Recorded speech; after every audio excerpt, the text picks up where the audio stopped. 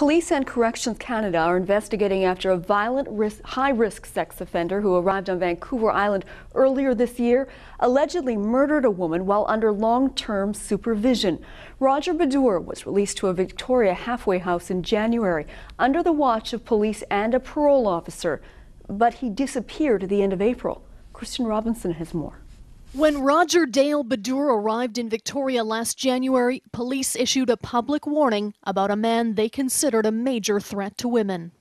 Our high-risk offender department got called immediately as soon as we knew that he was coming, and we put out that release as fast as we could. After serving a 7-year sentence for sexual assault, 63-year-old Bodour was released on a court-imposed long-term supervision order, something Corrections Canada says is aimed specifically for high-risk violent sex offenders.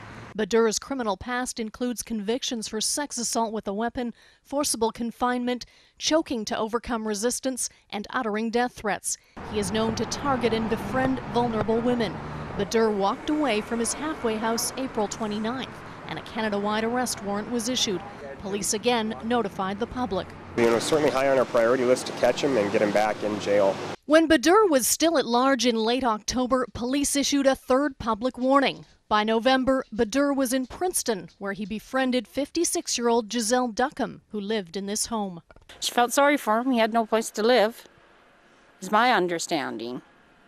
And she had a little holiday trailer there, and she was going to rent it out to him, I guess. On November 8th, Bodour was stopped in downtown Penticton. RCMP alleged he provided a false name. A search of his vehicle revealed 3 firearms. When Bodour gave his real name, his warrant appeared and he was arrested. Anytime I did see him, he just sort of looked away. Oh, maybe hoping not to get recognized, who knows? The investigation led RCMP to Duckham's home, where officers discovered the widow dead inside. She had been fatally shot. Bodour was charged with first-degree murder. It certainly is disappointing. We certainly feel for the families of the woman that was killed.